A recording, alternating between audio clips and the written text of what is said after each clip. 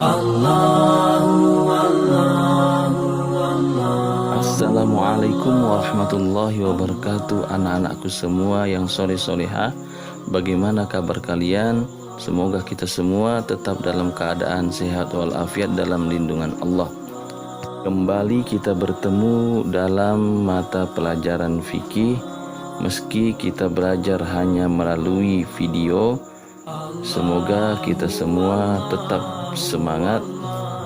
Sebelum kita memulai pembelajaran pada hari ini, mari bersama-sama kita berniat dan berdoa. Semoga ilmu yang kita peroleh pada hari ini menjadi ilmu yang berkah, menjadi ilmu yang bermanfaat. Bersama-sama kita baca nawaitu ta'alluma li'ila'i kalimatillah Rabbi zidni ilma warzuqni fahma waj'alni minas solihin. Oke, anak-anakku semua, materi pelajaran kita pada hari ini masih lanjutan materi kemarin, yaitu tentang zakat fitrah. Adapun tujuan pembelajaran kita pada hari ini adalah setelah kalian nanti mengikuti materi pembelajaran ini, diharapkan kalian mampu yang pertama menjelaskan kadar atau ukuran zakat fitrah, yang kedua mampu menjelaskan waktu mengeluarkan zakat fitrah, yang ketiga kalian mampu menjelaskan orang-orang yang berhak menerima zakat fitrah, dan yang keempat kalian mampu menjelaskan orang-orang yang tidak berhak menerima zakat fitrah.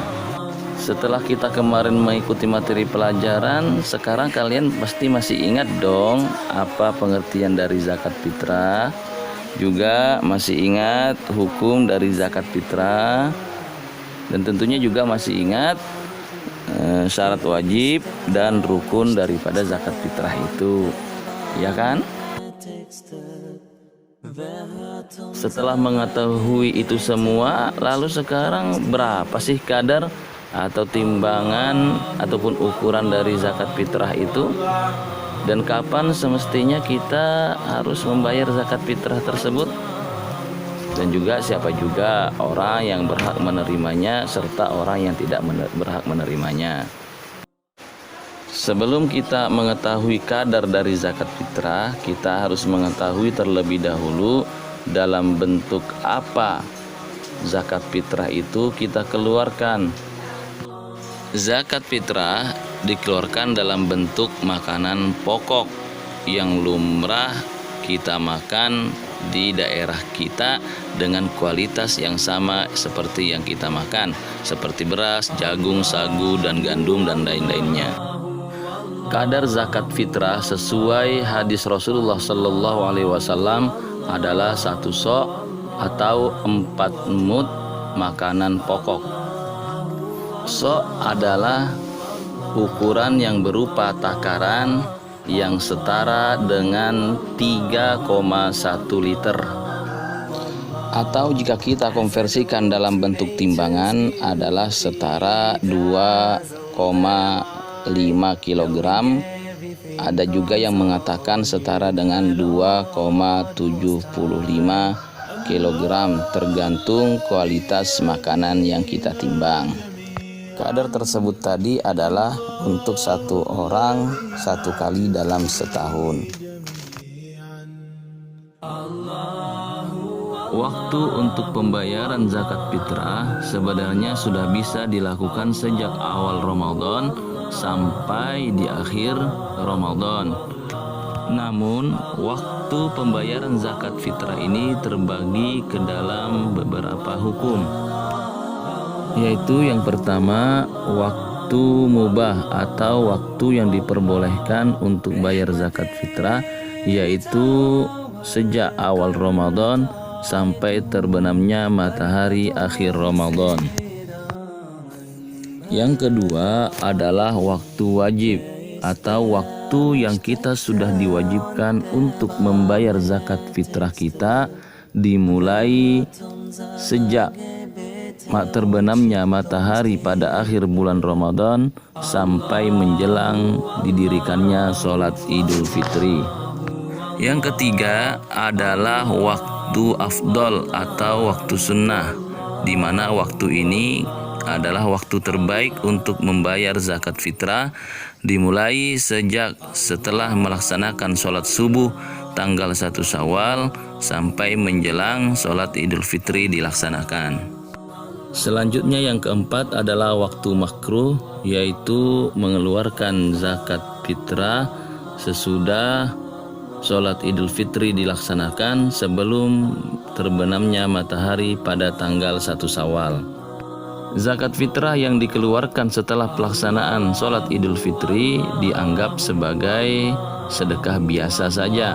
Demikian ini sebagaimana hadis Rasulullah SAW mengatakan, "Faman addaha qabla sholati fahiya zakatun maqbulah, wa man addaha ba'da sholati fahiya shadaqatun minas shadaqat." Maka barang siapa yang membayar zakat fitrah sebelum sholat Idul Fitri, maka ia adalah zakat fitrah yang diterima, dan barang siapa yang melaksanakannya setelah sholat Idul Fitri, maka ia hanyalah sebagai sedekah, sebagaimana sedekah biasa yang lainnya. Dan waktu yang kelima adalah waktu haram, yaitu membayar zakat fitrah setelah terbenamnya matahari pada hari raya Idul Fitri.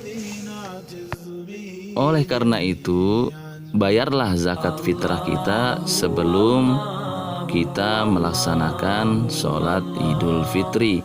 Namun jika kita lalai tidak sempat membayarnya sebelum sholat Idul Fitri, maka kita tetap berkewajiban untuk membayar zakat fitrah kita itu setelah kita usai melaksanakan sholat Idul Fitri.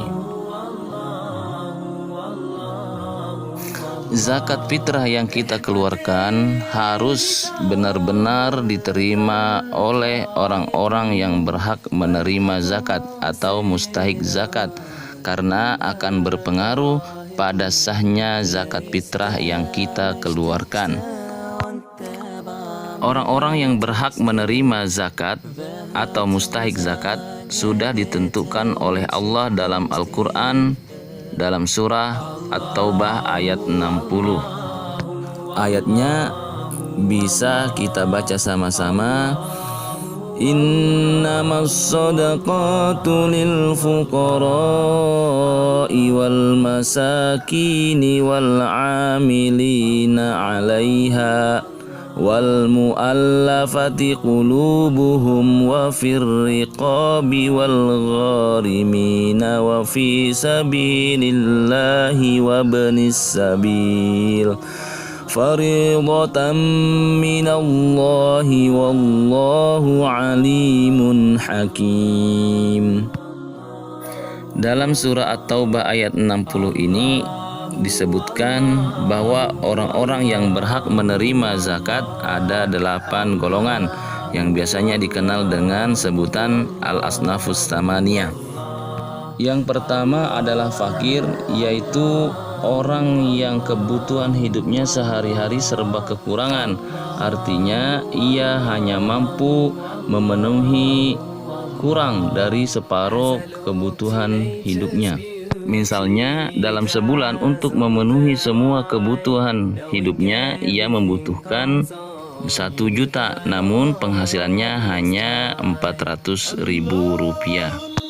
Yang kedua adalah miskin, yaitu orang yang tidak mampu mencukupi semua kebutuhan sehari-harinya. Artinya ia hanya mampu memenuhi lebih dari separuh kebutuhan hidupnya, namun tidak memenuhi semuanya. Misalnya jika kebutuhan hidupnya per bulan adalah 1 juta, ia hanya mampu menghasilkan lebih dari 500.000 rupiah dan tidak sampai 1 juta.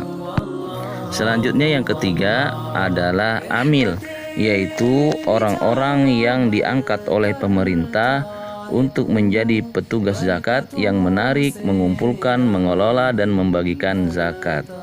Dan yang keempat adalah mu'allaf, yaitu orang-orang yang baru saja masuk Islam dan keimanannya masih lemah. Yang kelima adalah riqab atau budak, yaitu budak yang dijanjikan oleh tuannya untuk dimerdekakan jika ia mampu menebus dirinya dengan tebusan harta. Keenam adalah gharim, yaitu orang yang banyak menanggung hutang untuk membela agama Islam dan bukan untuk kemaksiatan, dan ia kesulitan dalam membayarnya.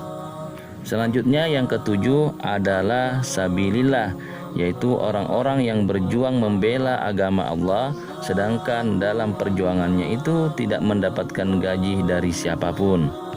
Dan yang kedelapan adalah musafir atau ibnu sabil, yaitu orang-orang yang kehabisan bekal dalam perjalanannya, di mana perjalanannya tersebut bukan untuk tujuan maksiat. Sedangkan orang-orang yang tidak berhak menerima zakat tentunya kebalikan dari orang-orang yang berhak menerima zakat. Yang pertama adalah orang kaya dengan harta atau ia kaya dengan hasil usaha dan penghasilan. Hal ini sebagaimana sabda Rasulullah sallallahu alaihi wasallam, la tahillus shadaqatu li ghaniyin wala li dzi mirratin sawiyin. Kata Rasulullah sallallahu alaihi wasallam, tidak halal zakat diambil oleh orang kaya dan orang yang mempunyai kekuatan tenaga. Yang kedua, yang tidak berhak menerima zakat adalah budak atau hamba sahaya, karena nafkahnya ditanggung oleh tuannya. Yang ketiga, yang tidak berhak menerima zakat adalah keturunan Rasulullah sallallahu alaihi wasallam. Yang keempat, yang tidak boleh menerima zakat adalah non-muslim atau orang yang tidak beragama Islam. Yang kelima, yang tidak boleh menerima zakat adalah keluarga muzaki, misalnya istri ataupun anak yang nafkahnya sudah tercukupi dari suami atau ayah. Demikian materi kita pada hari ini. Untuk lebih memahami materi tentang kadar zakat fitrah, waktu zakat fitrah, dan juga para mustahik zakat fitrah dan orang-orang yang tidak berhak menerima zakat fitrah, silahkan kalian buka modul fikih kalian. Silahkan dibaca dan dipahami dari halaman 5 sampai dengan halaman 7. Terima kasih telah mengikuti materi pembelajaran ini, dan untuk materi pelajaran selanjutnya kita akan memasuki materi tentang tata cara membayar zakat fitrah. Tetap semangat. Assalamualaikum warahmatullahi wabarakatuh.